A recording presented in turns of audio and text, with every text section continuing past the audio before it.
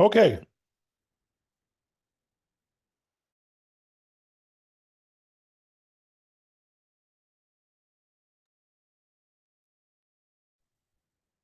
This is a Zoom meeting for Physics 231C. This week we're studying Chapter 10, that's solids and fluids.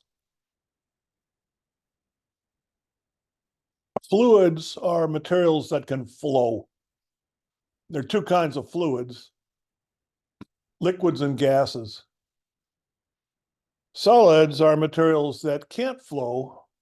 They have a fixed shape.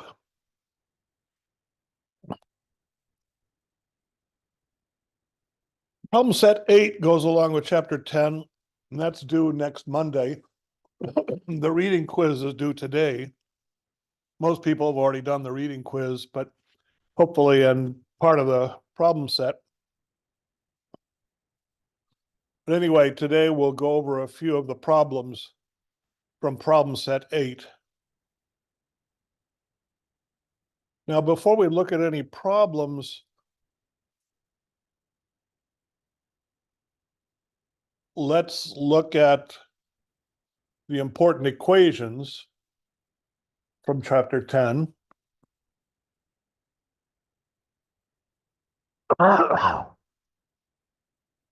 Should have read the chapter and taken notes, written down all the important equations in your physics notebook. That will make you prepared to do the homework problems because you'll know what the equations are that you have to use.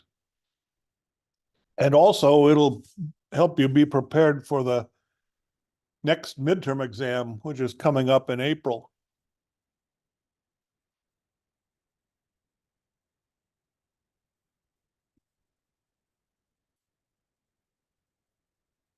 So chapter 10 has, looks like about 6 sections. And, read over each section and write down the important equation from that section.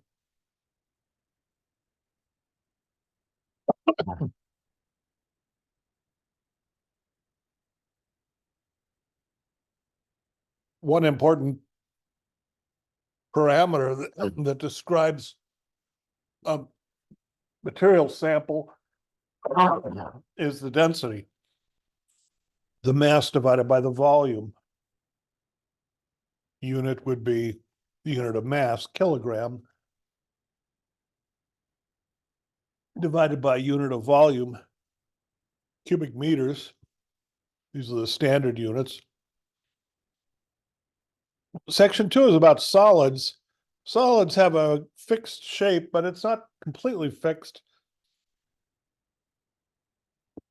Solids can have a little bit of elasticity.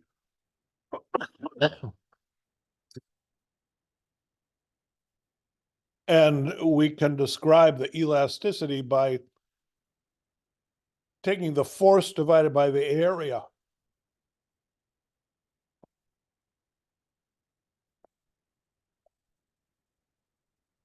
And for stretching or compressing, the force divided by the area is proportional to the change in the length divided by the length. So the fractional change of the length. The constant of proportionality is called Young's modulus, Y. Or if you're not just stretching an object, but you're compressing it in all directions equally, then the force over the area is the bulk modulus, B, times the change in the volume divided by the volume, the fractional change in the volume. We write this with a minus sign because if you're compressing, let's say a cube, the volume would be decreasing. So this rate of change of the volume would be a negative number. Multiplied by the minus sign gives you a positive number. Then there's a section on fluid pressure. Fluids, gases or liquids, can be described by the pressure at any point in the fluid. Pressure is defined as force divided by area. That is to say, if you have a little area, delta A, around the point you're looking at,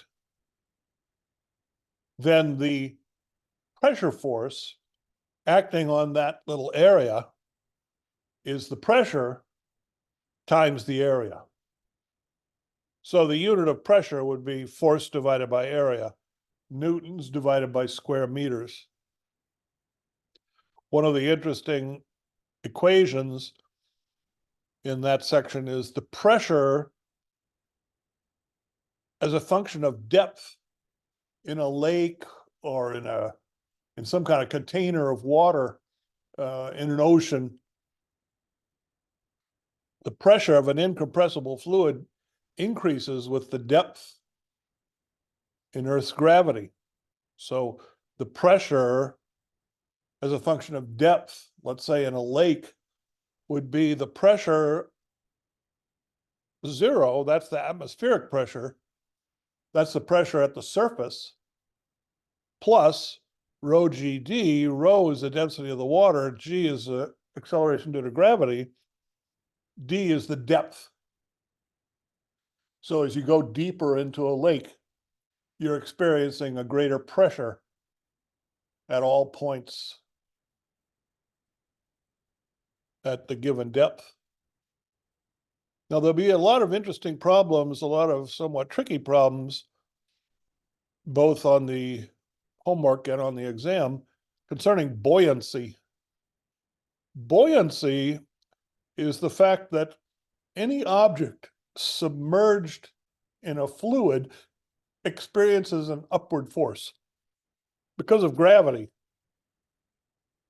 You know, gravity pulls everything down. But if you put something underwater, it'll experience a force upward. That's called buoyancy.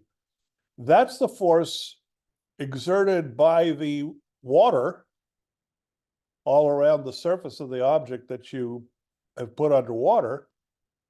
And the pressure is greater on the lower side because we just saw pressure increases with depth.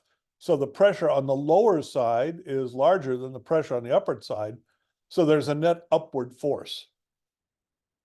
And it was the great Archimedes, Greek philosopher, mathematician, engineer, who understood buoyancy first among humans. The upward force of buoyancy on an object submerged in a fluid is equal to the weight of the displaced fluid. Now, weight is mass times g, 9.81 meters per second squared. So the buoyancy force on an object which is, let's say, submerged in water will be the weight will be equal to, as an upward force. Of course, the weight on the water is a downward force, but if you take the magnitude of the weight of the displaced fluid, that's just the density of the fluid times the volume of the object which is displacing the fluid. So that's the density of the fluid times the volume of the displaced fluid times g. This is m times g is weight. Now the weight of the object is the density of the object times the volume of the object times g. Again, that's just mass times g. For a floating object, the net force is 0 because it's just floating there. There's no net force acting on it. But if there were a net force acting on it, it would be accelerating. But if it's just floating there, it's not accelerating, it's not moving at all. So these two forces have to balance. So if I compare these have to both be the same. Now G is the same for both, so I can cancel that. I can say that the volume of the displaced fluid divided by the volume of the object is equal to the density of the object divided by the density of the fluid. For the case of water, the density of water is 1,000 using standard units, 1,000 kilograms per cubic meter. Or chemists will usually call that 1 gram per cubic centimeter. But in the standard units, we don't use grams and centimeters, we use kilograms and meters. So, you know, the density of the water would be 1,000. The density of the object, or the volume of the well, the relation between the volume of the object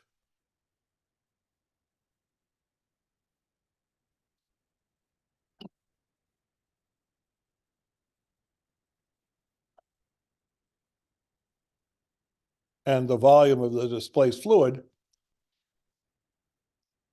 is just equal to the ratio of the densities.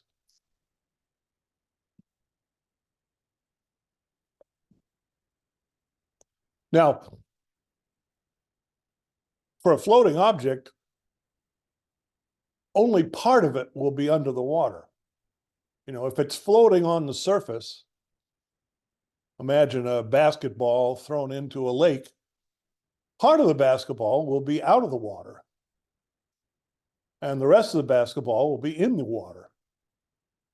So you have to think a little bit about what's the volume of the displaced fluid. It's not the same as the volume of the object unless the entire object is submerged. If the entire object is submerged, then the velocity, the volume of the displaced water would be equal to the volume. So that would say 1 is the ratio of the densities, assuming that it's just floating and not accelerating. Now, of course, if the ratio of the densities is not 1, then it's not floating and not accelerating. I mean, if you took a basketball, well, we'll do a problem like this. Okay, so that's all concerned with fluids at rest. But then there is a section 5 on fluids in motion. And there are more complicated equations. For example, the continuity equation relates area times velocity. If you imagine the fluid flowing through a pipe or something, the cross-sectional area of the pipe times the speed of the fluid is the same at all points along a streamline. So the example of this in the book is, imagine a pipe which is changing its cross-sectional area. In some places, it's got a larger diameter than in other places. Well, if the diameter is changing, then the area is changing, then the velocities have to be changing in a corresponding way. All right, that just has to do with the flow rate. Q is called the volume flow rate. Involving forces, and in particular pressures, and energies, we have Bernoulli's equation. The pressure plus 1/2 rho v squared plus rho g y, y is the vertical coordinate, that quantity is constant along a streamline. So again, if you imagine a pipe, let's say a pipe which has a variable cross-sectional area, it'll have a variable velocity. Maybe it's not completely horizontal, maybe part of it goes up to a higher elevation. So the y coordinate would be changing. And along with those changes, there are changes in pressure. Well, of course, we already know pressure increases with depth. Well, more generally, that's for fluids at rest. More generally, the pressure changes with the vertical coordinate, but it also depends on how fast it's flowing.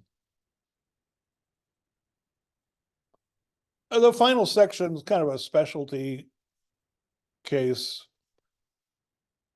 Two cases, surface tension and viscosity, and in particular, Poiseuille's flow, or the Poiseuille formula.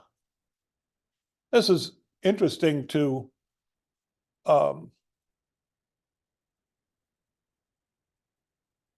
life sciences because it governs the flow of blood in an artery. And it depends on a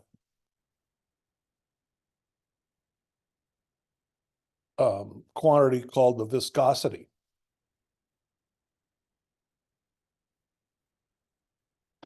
All right, so that's chapter 10.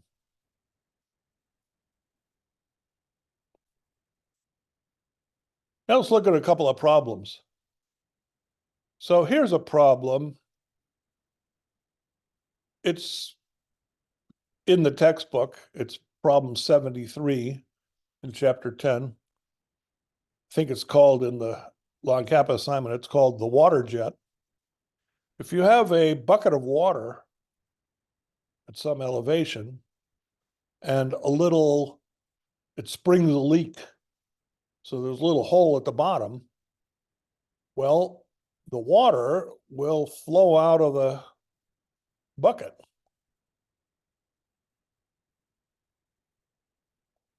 And the question is, what's the speed? How fast will the water flow out of the container through that little leak, that little opening? There's a hole in the bucket. So what's the relation between V0 and other quantities like the depth of the water, that's H. So we'll analyze this by drawing a picture and showing pressure just outside and just inside, just on either side of the hole in the bucket. Now, as the water flows out, it will follow a parabolic path. It will move like a projectile. So the velocity, the distance that it's flowed, the distance that it's fallen, 1/2 GT squared, and the horizontal distance will be V0T. It's like a projectile projected horizontally with a speed V0 horizontally. Well, it also accelerates vertically because of gravity. So if I define y as the downward motion, the downward coordinate, then y is 1/2 GT squared, and x is just constant velocity, V0T. So you could solve for a relation between x and y. So if x and y were measured, you could determine V0. Now, that's just analyzing the flow outside of the bucket, but what about the flow at the hole? Well, there you have to use Bernoulli's principle because that's fluid in motion. So if you're just inside the hole, you have 1/2 rho V squared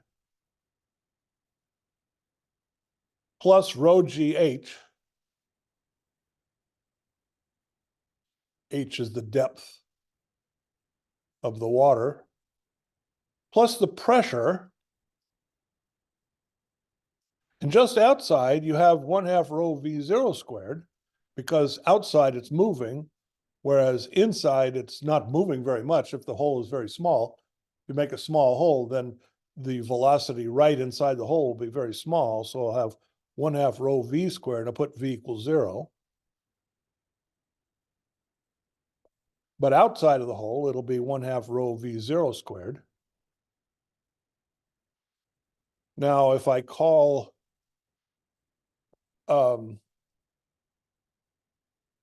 just outside, rho GH will be 0.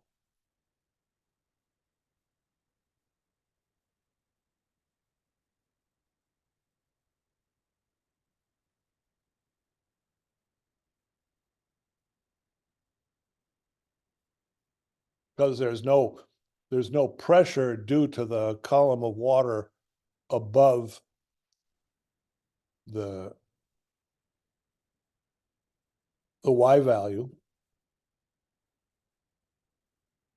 And in both cases, I have to add the pressure. Well, the pressure should be the same, just inside and just outside. Because just inside the hole, the only pressure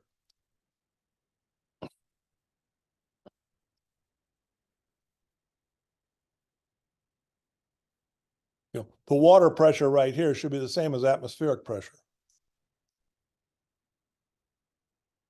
So P0 will be atmospheric pressure, 1 atmosphere. Now you'll have to convert that into pascals, newtons per meter squared. So 1 atmosphere is about 100,000 Newton per meter squared. So put in here atmospheric pressure in standard units, pascals. A pascal is a Newton per meter squared. All right, so now we can relate y and x through this equation determines V0. And so instead of writing V0 as a function of x and y, I could instead write a relation between y and x that'll depend on V0, but V0 is given by the fact that these two quantities are equal.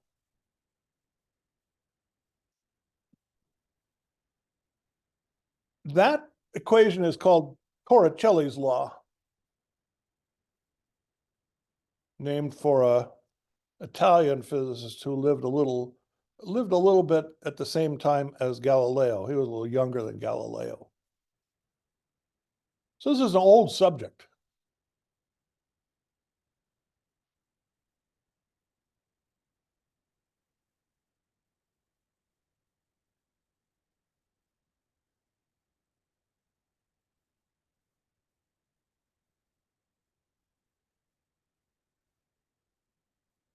Maybe this isn't quite right, saying just inside or just outside the hole. It's better to look at it this way. Let's see if I can draw a picture.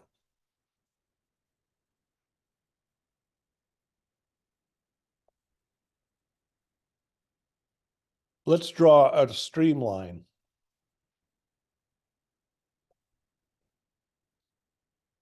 A streamline will look like this. It'll look like this.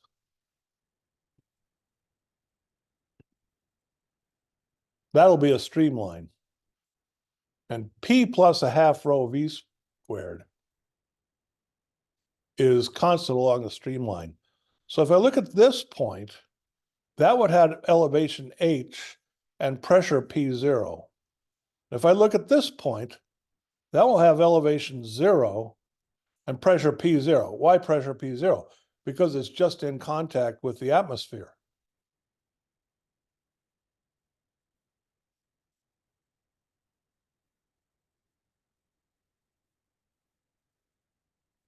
Now the velocity here will be V0, which I'm trying to figure out. The velocity up here will be very small, at least if this is a pretty large container. So that's maybe a little better way to look at how these equations come, how this equation comes about. All right, so that's Torricelli's law. I guess that's a problem in the assignment.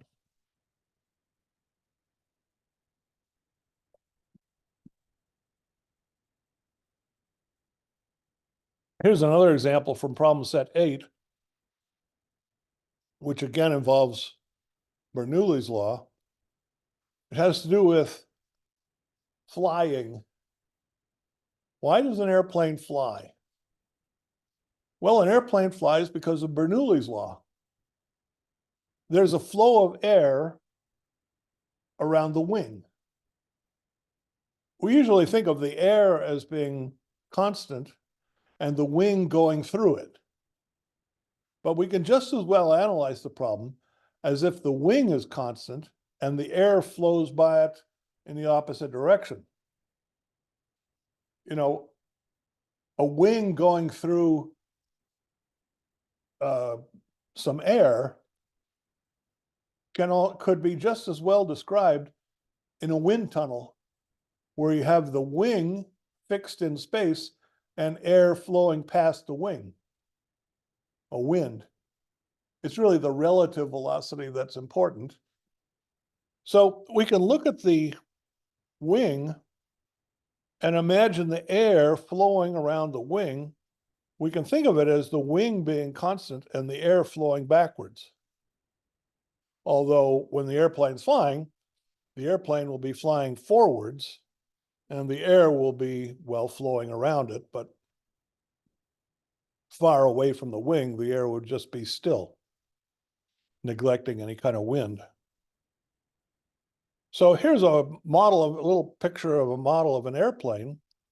Let's say the wings have an area A. The air has to flow over the top of the wing and over the bottom of the wing.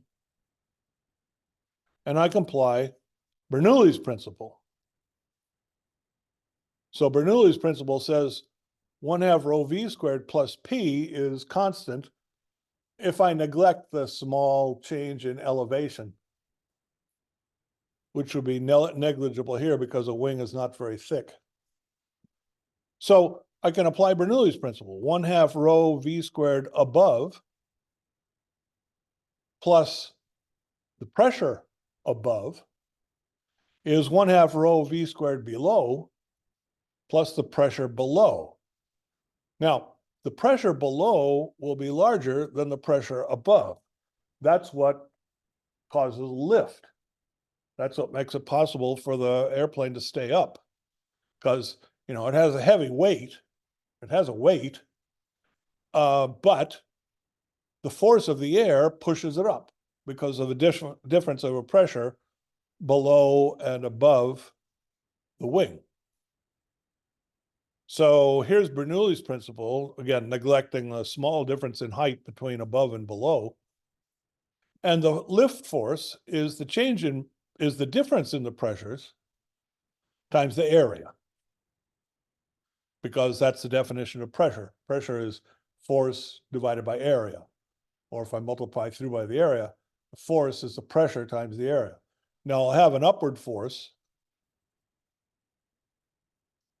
from the pressure below the wing, and I'll have a downward force from the pressure above the wing. So I'll have P above and P below, but they're in opposite directions. And so the difference of those two pressures times the area will give the lift force. And if you have the airplane flying horizontally, the lift force has to be equal to the weight. The weight is mg. M is the mass of the airborne. So this is a question that concerns the mass of this giant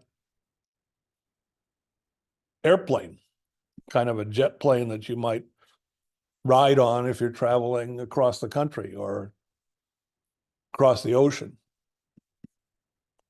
So rho here is the density of air.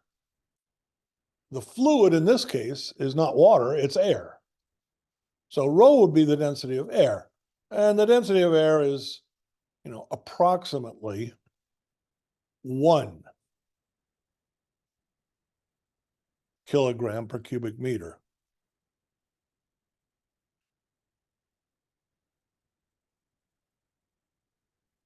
You'll have to know the pressure more accurately to calculate the answer accurately. But anyway, I think that's given in the problem. And you have to know the area also. So information is given in the problem to be able to use these equations. You know, I have here really 3 equations. There's equation 1. And here's equation 2.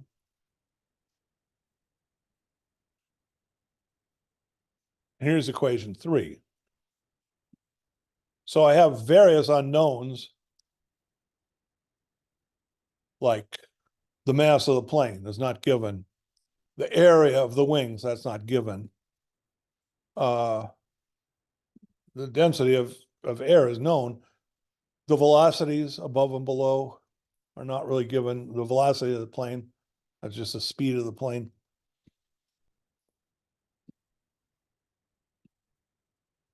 Now, the velocity of the air above the wing is a little different than the velocity of the air below the wing because of the way the wing is shaped. If you had a wing shaped like this, like a rectangle, or like a square box,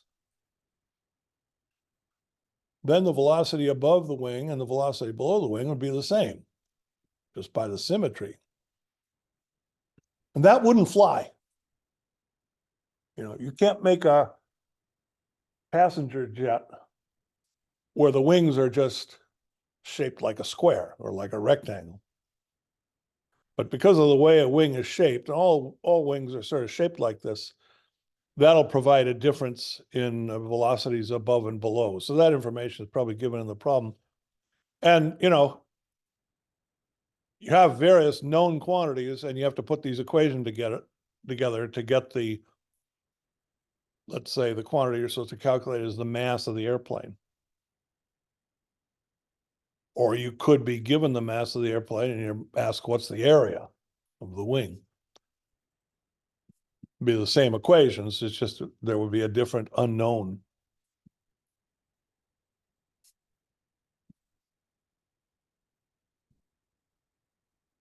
Here's another problem. Submerging a block of wood. Suppose you have a block of wood in the shape of a cube, dimensions L by L by L, floating in a lake. Now, wood has a density lower than water, and therefore a block of wood will float.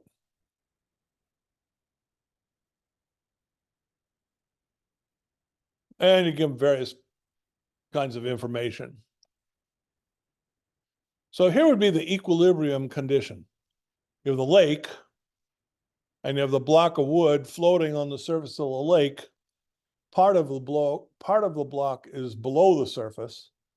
Part of the block is above the surface. So let's define y0 to be the amount of length of the cube, which is out in the air. That's the equilibrium situation. And since nothing is moving, the net force on the block would have to be 0. That's something you could analyze. Now, what you ask here is how much work is necessary to push the block down below the surface. So imagine that you now exert a force on the block, you push on it from above, and you push it down. Well, that's going to require a force, a downward force, to make the block go under the water. You have to overcome the buoyancy to push it down. So at any particular height, let's say where the surface of the top surface is a length L below the surface of the lake, for any particular, or could be some arbitrary height Y, for any particular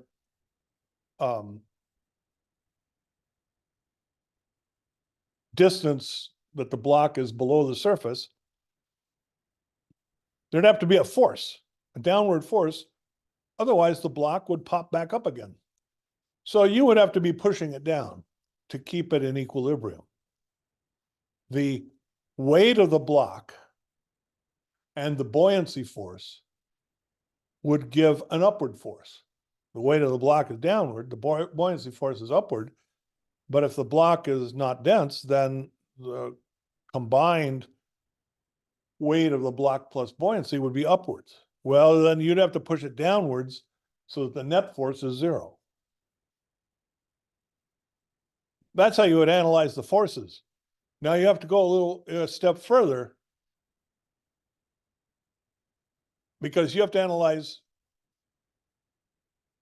the work. Now, we know work is force times distance, but the force is changing. So the work is not just the force times the distance, because work equals force times distance for a constant force. But this is not a constant force.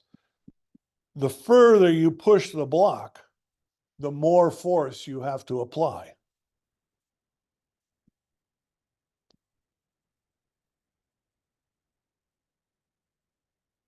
So the work that you're trying to calculate will be, you have to divide the motion into small,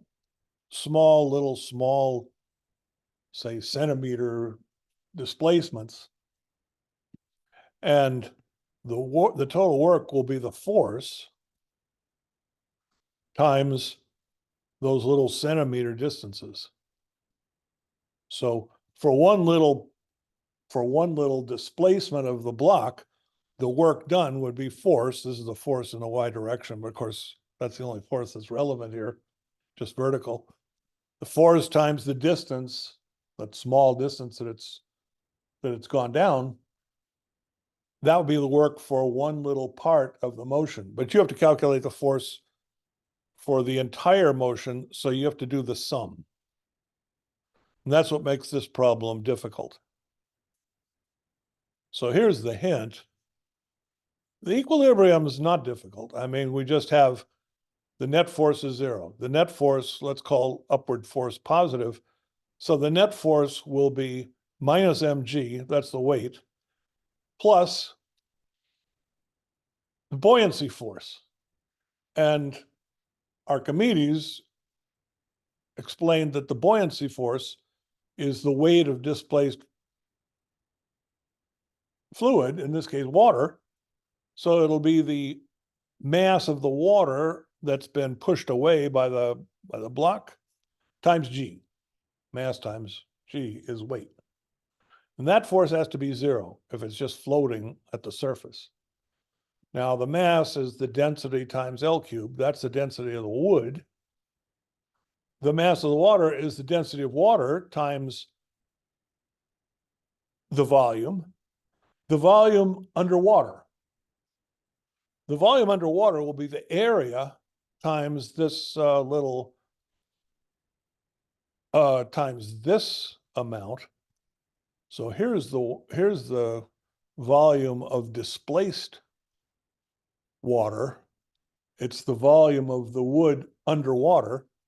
So that'll be the area, L squared, times the height, L minus y0, where y0 is the height of the surface. We'll set y equals 0 as the height of the lake surface. So this will be y equals 0. If it's just floating in equilibrium, then the surface of the block will be a little bit greater than 0. And in fact, you could figure out what is y0 from this equation. This quantity is 0. You can cancel the g's. You have the ratio of the densities. You have 1 power of L, 2 powers of L will cancel. So L minus y0 will be rho L over rho water. And that tells me how much of the block is above the surface of the lake. Now I want to push the block down. So at first, I'll be pushing on the block where the block is not completely submerged. So I want to push the block down. Ultimately, I want to find the work to push the block down until it's at depth of L.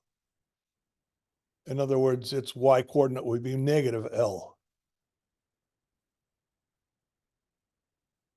And what makes it tricky is that this force varies with the height of the surface of the block. So at first, only part of the block is submerged. And so again, I have the force I'm exerting will be No, the net force on the block will be the force that I'm exerting.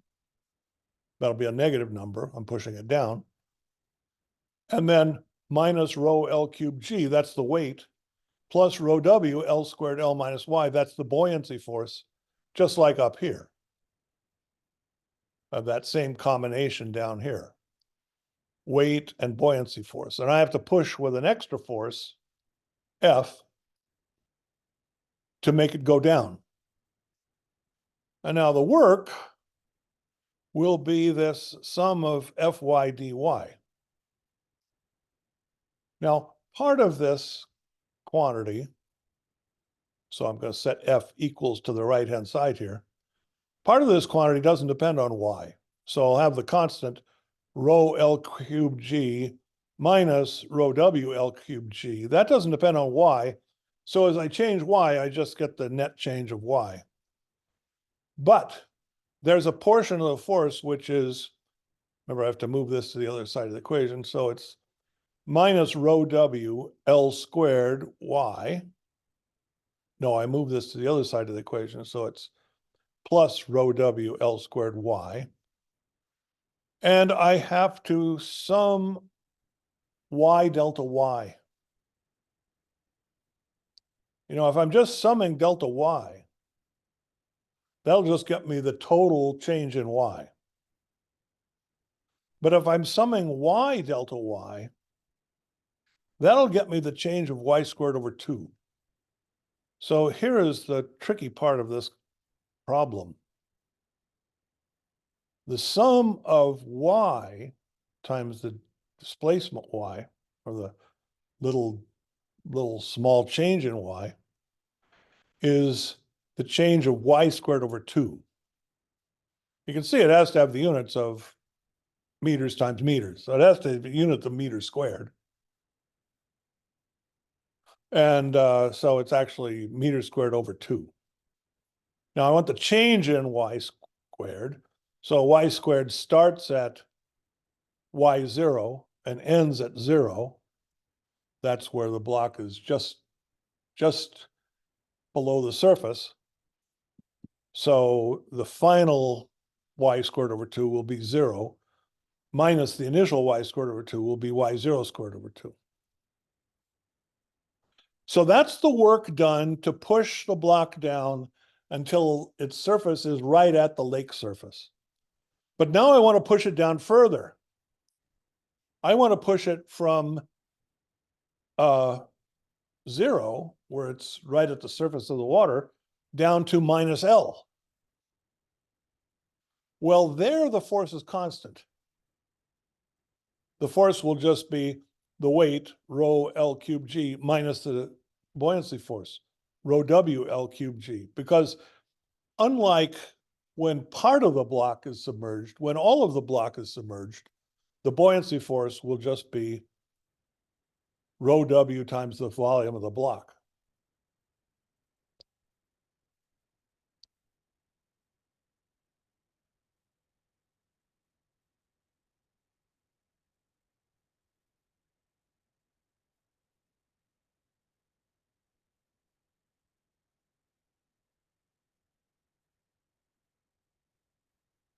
This is probably wrong. Delta Y is Y at the surface of the length, that's 0, going down to minus L. So it's the, well, I guess that was right.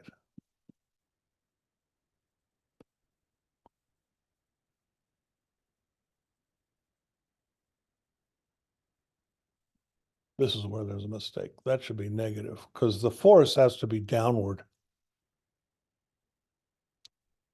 So downward is negative. So this minus sign will cancel that minus sign. Now, the answer to the problem is W1 plus W2. And you have to be a little careful about all the signs because you have sometimes Y is positive, sometimes it's negative. The change in Y is, I guess, negative. So you have to be a little careful about the signs. But anyway, you should find W1 is a positive number and W2 is also a positive number. It's the amount of work you have to do to push it down.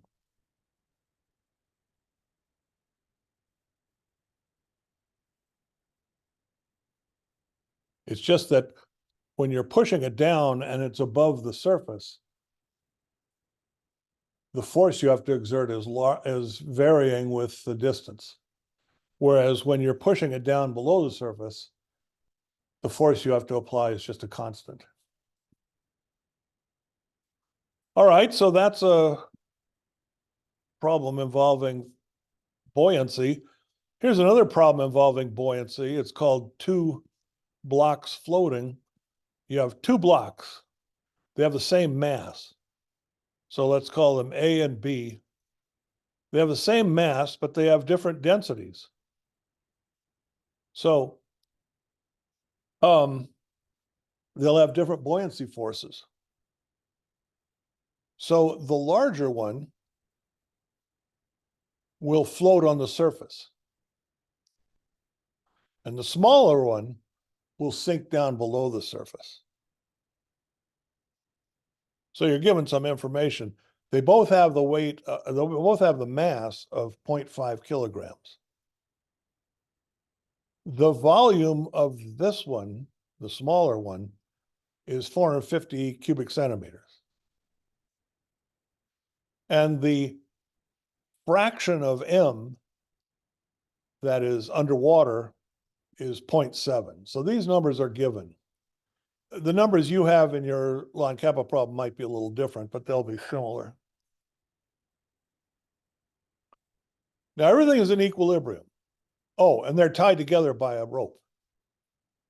Now everything is in equilibrium. So the force on the top block and the force on the bottom block are both zero.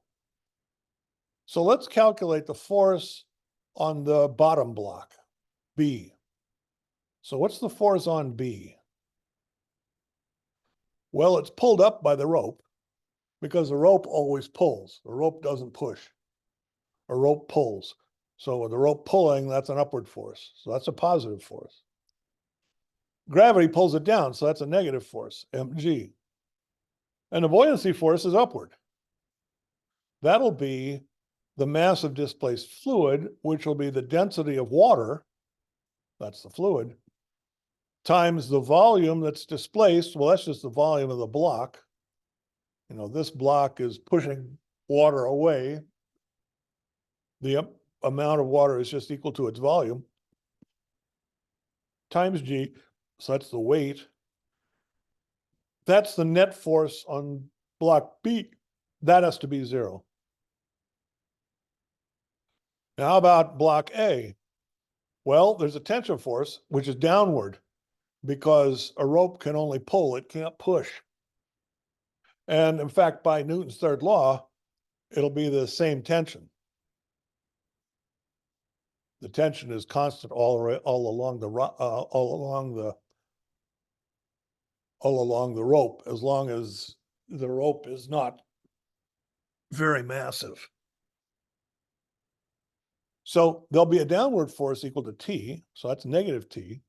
There'll be a downward force of gravity, that's again minus mg. Then there'll be the upward buoyancy force, so that's plus the density of water times not the full volume of the block, but just the volume of the block that's underwater. That's the amount of water that's displaced. So that's rho F. This F VA. VA is the complete volume of A. F times VA is the amount of A which is underwater. So this is the buoyancy force. And the net force on A has to also be zero. So you have two equations and various unknowns. You're given M, you're given the volume of B, you're not given the volume of A, so that's one of the unknowns. You're given the fraction of A which is submerged, so that's known. Density of water is obviously known, that's 1,000 kilograms per cubic meter.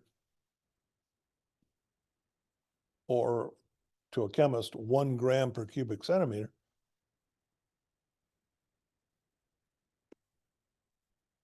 So, you know, T is not known.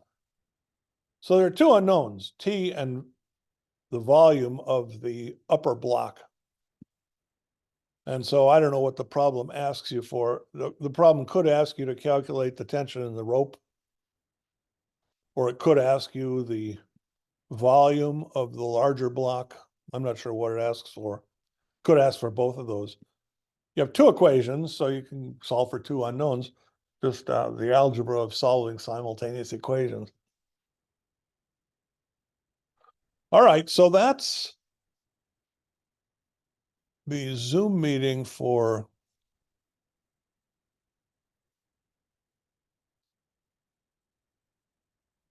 that's the Zoom meeting for chapter 10. So the homework for chapter 10 is due Monday. There'll be one more chapter before the exam, actually 2 more chapters before the exam. So after chapter 10, chapter 11 is on sound, chapter 12 is on temperature. So the week after this, we'll be reading chapters 11 and 12, and there'll be a problem set. Then there's the midterm exam. So be prepared for the midterm exam. It's going to come up very fast.